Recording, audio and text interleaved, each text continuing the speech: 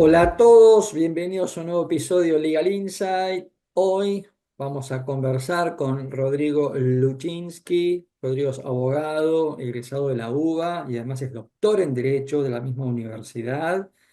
Además, fue presidente de la Comisión Nacional de Defensa de la Competencia del año 2020 al 2023 y actualmente se desempeña en Cambria Legal and Compliance. ¿Cómo estás, Rodrigo? ¿Bien? Muy bien, Pablo, muchas gracias por la invitación, por la charla. Espero que podamos aprovecharla. Excelente. Bien, vamos a conversar con Rodrigo sobre un artículo que él publicó sobre divorcio, pero no divorcio a nivel matrimonial, sino otro tipo de divorcio. Estamos hablando de divorcio en el derecho societario. ¿Ok? Entonces, a ver, Rodrigo, lograste captar mi atención ya con el título del artículo, ¿no? Entonces, contanos un poquito qué significa esto de por qué divorcio, a ver. Bueno, las sociedades son institutos que se debaten en su esencia básicamente todo el tiempo. Todo el tiempo estamos pensando, bueno, ¿qué son las sociedades? ¿Son una institución? ¿Son un nexo de contratos, como dice en el derecho anglosajón? Es un bloque de papelitos, punto. Uno se cree que constituye una sociedad, pero en realidad lo que tiene son unos papelitos. Eh,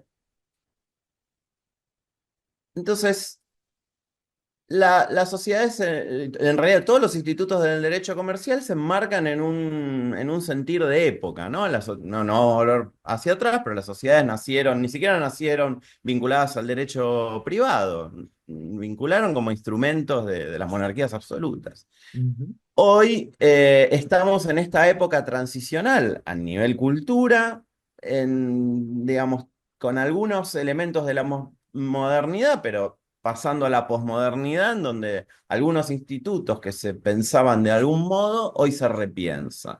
Ujú. La comparación con el matrimonio es interesante porque son dos institutos que nosotros nacimos viéndolos de un modo y que han evolucionado de un modo distinto a lo que pensábamos, ¿no? El matrimonio como un pacto indisoluble, para toda la vida. Hoy lo veríamos un poco cruel, digamos, ¿no? Pero las sociedades siguen con en ese paradigma institucionalista en donde, bueno, tenemos un contrato al cual estoy sometido no de por vida, pero sí por 99 años. Y así se construyó la ley de sociedades, que por supuesto se fue ablandando en distintos aspectos en la época. Bueno, la sociedad anónima nació con un mínimo de 10 socios, hoy tiene un mínimo de uno. Entonces, la inquietud surge de este punto, digamos, ¿cómo tenemos que ver a las sociedades hoy? ¿Cómo son las sociedades hoy? ¿Y, cuáles son las expectativas que tienen las partes? Lo que tiene interesante el derecho comercial es que los institutos no se debaten mucho, se resuelven, ¿no? Mientras nosotros estamos hablando de criptomonedas, en algún juzgado comercial, a algún juez de primera instancia le llegó algún pedido de ejecución de algún contrato vinculado con ese mundo. O sea, Ujú. los temas se resuelven y en todo caso después se montan en estructuras jurídicas. Las sociedades tienen esa particularidad. Tienen un mecanismo de ingreso muy fácil, incluso ni siquiera con documentos escritos, ¿no? Con cumplir los 3 o 4 elementos atómicos, cruzo el derecho societario. Tengo aportes, tengo socios, tengo aplicación a una finalidad productiva, hay una sociedad. El problema es los mecanismos de salida. En el matrimonio se resolvió. De algún modo, bueno, no hay matrimonio unilateral todavía. Pero en la ley de sociedades, ¿no tenemos acaso la figura del receso, que es lo que le Claro. permitiría al socio salir? La ley de sociedades tiene el derecho de receso y tiene algunas figuras disolutorias. Ujú, El problema es que ambas dos están pensadas para desincentivar esa posibilidad. ¿Por qué? Porque el derecho de receso solo puede aplicarse en una franja de decisiones muy, muy específicas, con plazos muy breves de ejercicio, y las figuras disolutorias, bueno, requieren en su mayoría que se forme una voluntad societaria válida. ujú, Y el problema, para ir algunos pasos más para atrás, tiene que ver con cómo la ley piensa que es el mundo societario y cómo es. La ley de sociedades está pensada, está diseñada para, bueno, las emprendimientos productivos de mucha gente involucrada, ¿no? Con muchos accionistas, con una cierta atomización del accionariado, ujú, más allá de que hoy se permiten las sociedades de un solo socio, pero así es como están diseñados los institutos. ujú, Los mecanismos de fiscalización, los mecanismos de participación orgánica, etcétera. Hoy las sociedades no son eso. Las sociedades tienen como piso siempre tienen un accionista controlante. ujú. Esto lo digo a partir de una investigación eh, cuantitativa, ¿no? Ok, Que uno toma la información pública que hay. Bueno, el promedio de socios da dos en las sociedades. ok. ¿Y uno de los Entonces, dos, la pregunta, uno de los dos posee el control? sí, sí, hay algunos locos que hacen sociedades 50 y 50, pero por fuera de eso, que Porque error. en esto sí podemos coincidir, que yo siempre digo, la sociedad 50-50 es una sociedad no comercial, sino matrimonial. En ese aspecto sí coincidimos, En ¿viste? ese aspecto sí. Exacto, Por correcto. supuesto que si no se resuelve con acuerdos de accionistas es muy difícil la gobernanza, pero en Ujú, general siempre hay un accionista controlante. Entonces, ciertas figuras de la ley de sociedades quedan cluecas. Lo que termina generando es una dinámica, digamos, esta falta de mecanismos resolutorios, una dinámica de conflicto que es lo que vemos, ¿no? correcto. Digamos, un accionista controlante. Vos decís el conflicto como mecánico, como mecánica de salida. Exactamente, Ok. cuando a ver, lo vemos crudamente en el ejercicio profesional.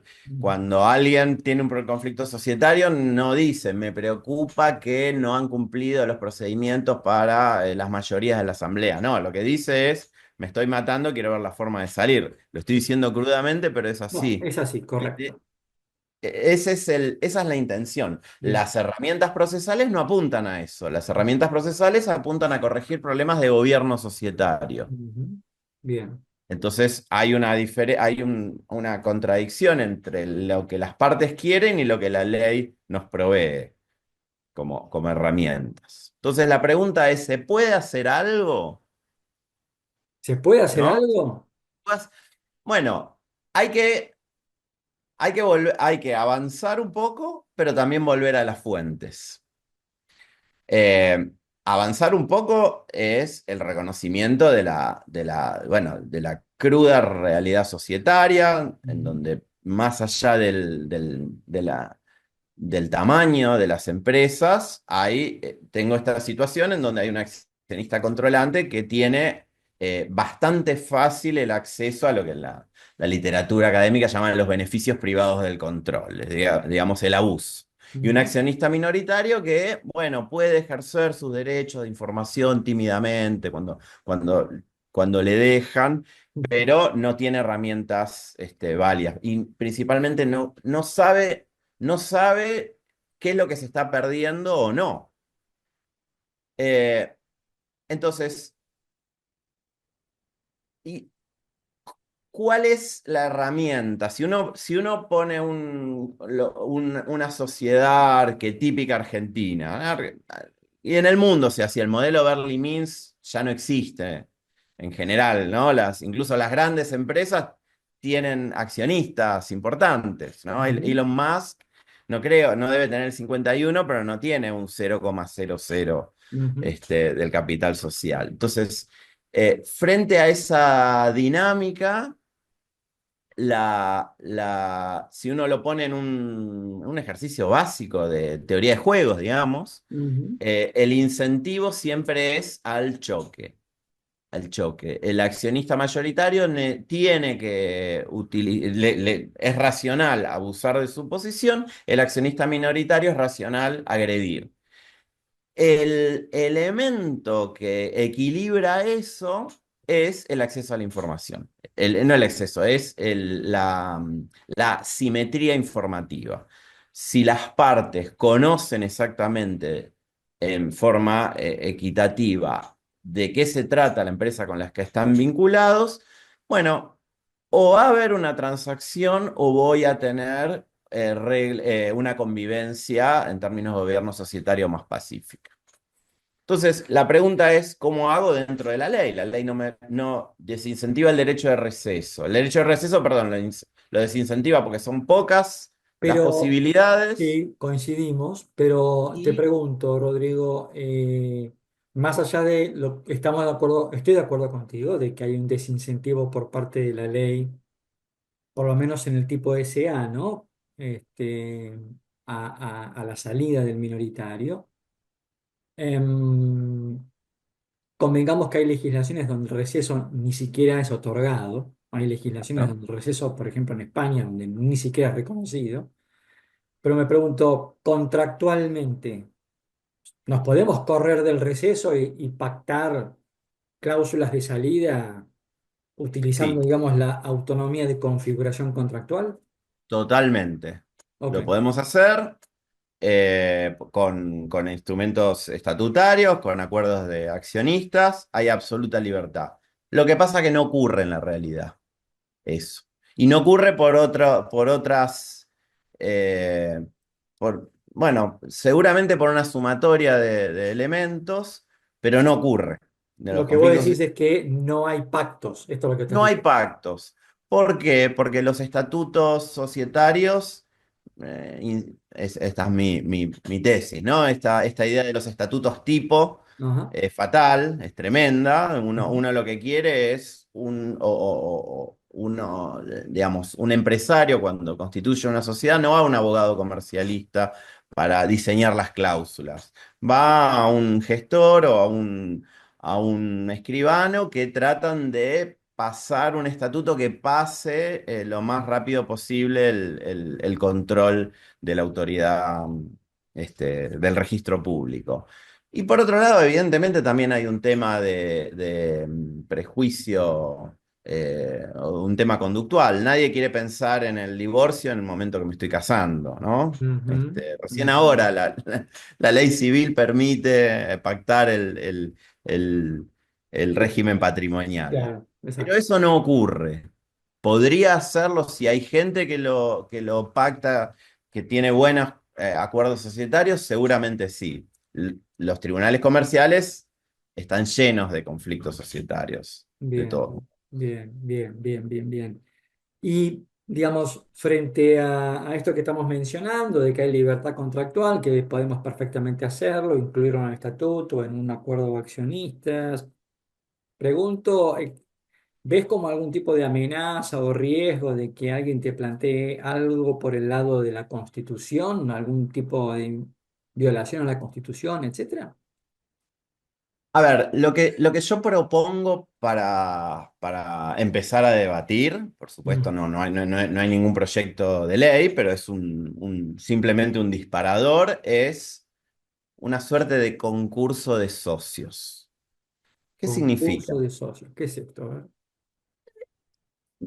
Significa que frente a un conflicto societario es necesario dar un abordaje distinto al que le estamos dando. Frente a un conflicto societario, las herramientas que tenemos son las de la ley, la impugnación de actos, el ejercicio del derecho a información, bueno, todas las herramientas de agresión que utilizan las partes. Ahora, digamos, qué ocurriese si el juez de comercio, frente a un conflicto societario, se monta sobre una teoría del conflicto societario. Dice, acá en definitiva lo que tenemos es un conflicto societario. No tiene sentido debatir si la asamblea se citó con la anticipación que se tendría que convocar, ni mucho menos, por supuesto, son herramientas que tienen que existir igual, pero en ese caso, lo único que tiene sentido conversar es sobre lo que tiene sentido conversar, que es sobre el valor de la empresa. Entonces, una herramienta de este tipo básicamente está planteada de modo tal de que determinada que la convivencia societaria está perjudicada, volvemos al derecho comercial. El derecho comercial tiene varios principios, pero dos muy interesantes. Primero, es el derecho de la circulación. Hay un libro muy lindo de Siburu, de Juan Siburu, de las primeras décadas del siglo XX, que dice el derecho de la circulación. El título, si no me mal no recuerdo, no, el primer tomo del Tratado de Derecho Comercial dice el derecho comercial es el derecho de la circulación. Cuando Correcto. hablamos de derecho comercial, bueno, no podemos poner frenos a la circulación de la riqueza. La ley de Totalmente. sociedades lo contempla, habla de la libre transmisibilidad de las acciones, pero después hay otro tipo de frenos. Ujú. Y por otro lado, la publicidad mercantil, la transparencia. Es algo que ahora tengo entendido que la IGJ volvió a hacer algo sano, que es establecer que los registros societarios son públicos. Es un tema no solo de buena fe en el comercio, sino de disminución de los costos de transacción. Yo necesito saber en tiempo real a quién le estoy comprando, a quién le estoy vendiendo. Entonces, Totalmente. la información de sus estados contables la tengo que conocer inmediatamente. Bueno. Entonces, lo que se plantea es frente a ese conflicto, paramos la pelota y valuamos la sociedad. Sobre la base de qué es lo que va a ocurrir. Bueno, muy probablemente el conflicto se termine, porque las expectativas de ambas partes van a estar eh, ordenadas de acuerdo a esa evaluación. Y evidentemente, si el legislador fuese un poco más valiente, digamos, en algún sentido, bueno, establecido ese concurso de socios, ¿por qué no desconocer las cláusulas que limitan la transmisibilidad de las acciones? En definitiva, obviamente, los óbices constitucionales tendrá que ver con que nadie reciba menos de lo que tenía. eh, y eventualmente, esto es más ciencia ficción, bueno, alguien podría pensar en una suerte de medida más dura. Bueno, Por ejemplo, ¿cuál? entra un tercero, entra un ¿Cómo? tercero y Perdón, ¿cómo? cuál sería esa medida más fuerte? Bueno, esta suerte de subasta de estas acciones, que es Bueno, lo que hoy las partes están planteando, ¿no? Un accionista bien. minoritario dice, yo quiero irme de acá, entre quien entre. Por supuesto que es para la polémica, pero de eso se trata No, no, a nuestra. ver, es muy interesante lo que planteas y con esto cerramos esta charla tan interesante, Rodrigo. Este, jamás imaginé que esta charla iba a venir por acá, pero vos fíjate qué interesante. Porque ahora, bueno, ahora en breve está saliendo en la ley un artículo que mandé a publicar, que justamente se trata de esto que vos mismo estás diciendo, porque en Estados Unidos, donde están totalmente, o el common law, como querramos verlo, están totalmente corrido de la teoría institucionalista de la sociedad, sino que es un contrato liso y llano. Frente al abuso de derecho de la mayoría y el conflicto que genera la minoría, los jueces dicen, como decías vos, paremos la pelota, valvemos la compañía y los jueces obligan al socio de control a comprarle la minoría a precio justo. Y si la mayoría no quiere comprarle a la minoría, el juez de oficio decreta la disolución de la empresa Claro. y se termina Bueno, el asunto, ¿no? Entonces, vos fíjate que lo que vos estás mencionando, más allá de lo que uno pueda acá cacarear desde el punto de vista constitucional, lo cierto es que los jueces estarían aún hoy con la ley vigente absolutamente habilitados a hacer esto que vos estás proponiendo y que de alguna manera, bueno, coincide con este artículo que publiqué que Claro. pronto saldrá, saldrá editado. Así que estamos completamente alineados, Rodrigo. Bien. Bueno, bueno, vamos sumando voluntades. Vamos sumando voluntades. Muy bien. Bueno, hemos conversado con Rodrigo Luchinsky. Rodrigo, fue un gusto hablar contigo, muy interesante tu tesis. Como verás, la suscribo 100%, ya somos dos, así que es importante. Vamos a ir seguramente sumando cada vez más. Te agradezco mucho esta charla, te agradezco tu tiempo y bueno, y quedan como siempre las puertas abiertas para que nos vamos a reencontrar en otro Legal Insight.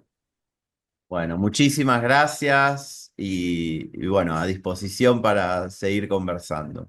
Muchas gracias.